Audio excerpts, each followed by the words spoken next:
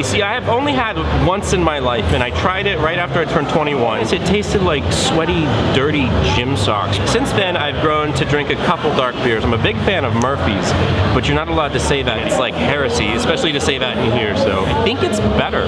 So I said I wasn't gonna try it anymore until I could get it properly, the right way, in Dublin, and I'm here at the Guinness Storehouse, and I'm gonna finally figure out, is Guinness actually good?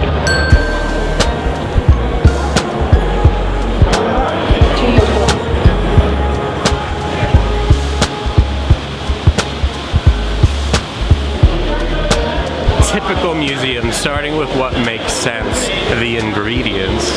This right here is a giant display full of fake seeds that they would use to make some barley. Apparently Guinness purchases over 2/3 of the barley that is grown on the island of Ireland, which is kind of impressive. Long story short, from the barley exhibit, you need barley to ferment. Fermentation makes beer. It's important. Next thing.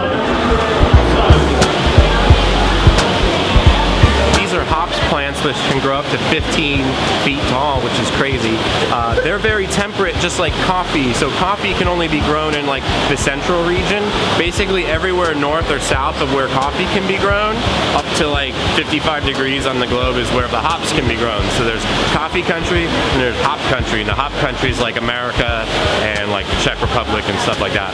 Guinness has more hops in it than most lagers or ales, and the hops act as a preservative, which is why for centuries Guinness was able to be shipped to other parts of the world. So, fun little fact.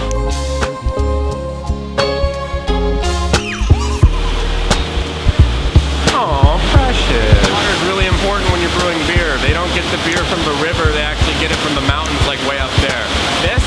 This isn't the water supply, this is just a really cool fountain that they use to prove a point. The water is so important that when the city threatened to take away Arthur Guinness's water, he was willing to fight until death, which seems like a bit excessive, like family maybe, or like pride or country, but Guinness, I don't think I'd die for any beer.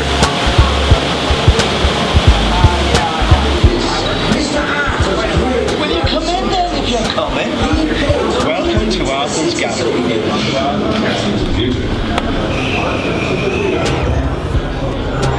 What about Mrs. Guinness? Ew, that's gross. They put Arthur Guinness in the beer? Roasting! So an important thing to note is that the Storehouse is not actually the Guinness Brewery. You cannot get to the Guinness Brewery. There's no public tours. They cite health, safety, and security reasons, aka security reasons. So they put everything that you would see in the brewery and put like a copy of it here and made this giant tourist experience out of it. And so far, it's definitely living up to the hype.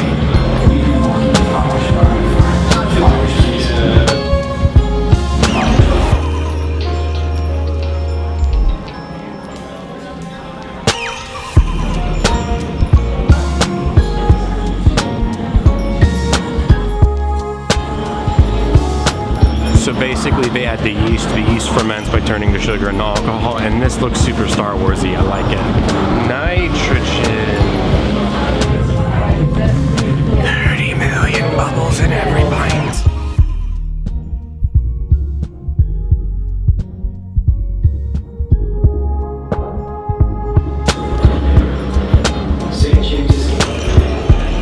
So at 10 a.m. every morning they have to do quality control and taste test the Guinness to make sure it all comes out okay. So next time somebody asks you what time it is at 10 a.m., just tell them it's Guinness time and crack one open.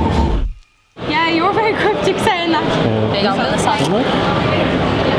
It's kind of funny because they say plan on spending about an hour and a half-ish here. I've spent an hour and a half here and I've only gone through like a third of it.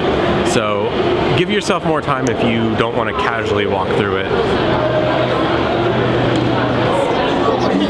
So this display is all about how to make the casks and vats and barrels and stuff for the beer, which all I've gathered is just it's complicated, so.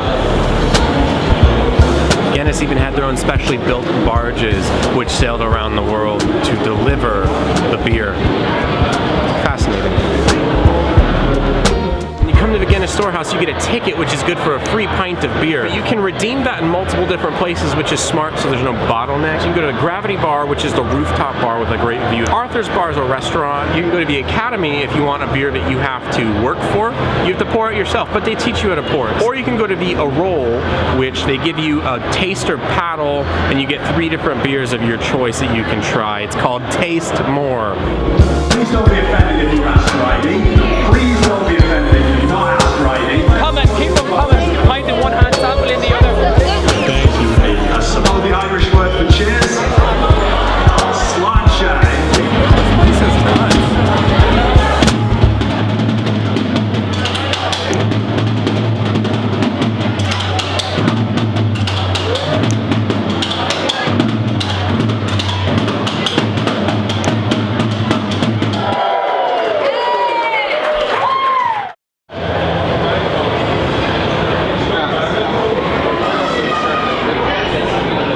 This was the very first advertisement ever printed in a newspaper, and this is the original Guinness harp. What's interesting about the Guinness harp is that Guinness actually used the harp before the nation of Ireland used the harp, and so when the nation of Ireland wanted to use the harp as the national symbol, they actually had to use a mirror image of it so that they didn't infringe upon Guinness's trademark. That's crazy.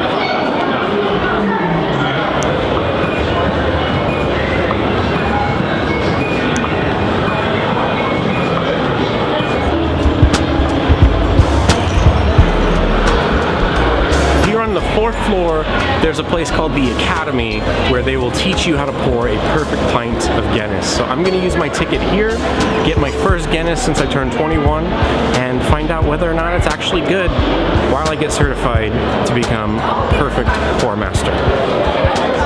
How's it going? The Academy. My name's Shane. I'm going to be teaching you how to pour the perfect pint today. Anyone's first time today drinking Guinness? You people, your world's about to be open. It's a 6-step process for the 2-part pour. So the first thing you want to do is pick up your glass and make sure that's nice and clean. We're going to use the golden harp as a guideline for how we pour our pint. 45-degree angle and pull down fully. Reaches the bottom of our golden harp, we're going to straighten up the glass. Once it reaches the middle of our golden harp, we'll turn it off. All the way down, let it keep flowing, we'll start slowly straightening up our glass. You get to the middle of the golden harp, we can turn it off. Beautiful. Give them a round of applause, ladies and gentlemen. Very well done. You're trying to rise to the top to form the head. If you look closely at the side of the glass, you'll notice the waves.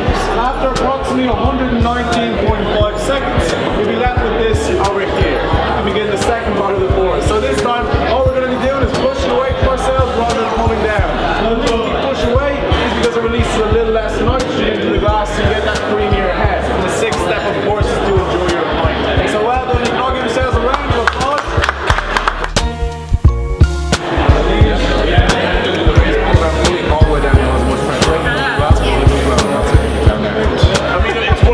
Okay, so once it sits for 119.5 seconds, and you just, it looks like this, so then you just do this thing, right? Cheers. Did I do okay? Perfect. Thanks so much. No worries, man. Okay, so here it is. I've officially been certified as a master pourer. I can now pour the perfect pint. I've taken the training, but now I have to find out, do I actually like this stuff? Seriously, there's like no overspill on that. It's perfect. Here's the moment of truth, everybody. Okay, that's good. That is better than I remember it. Yeah, I can totally see how this would not be good in certain bars in America. I can totally see how so many people would screw this up. But here in Dublin, this is very good. So the last time I had Guinness, I thought it tasted like a sweaty jockstrap, but that might just be the American version. But whatever the Irish one is, there's no jockstrap about this. So if you're ever in Dublin, make time to come to the Storehouse. It's beautiful. Buy your tickets online. Save yourself some time. Learn to pour a pint.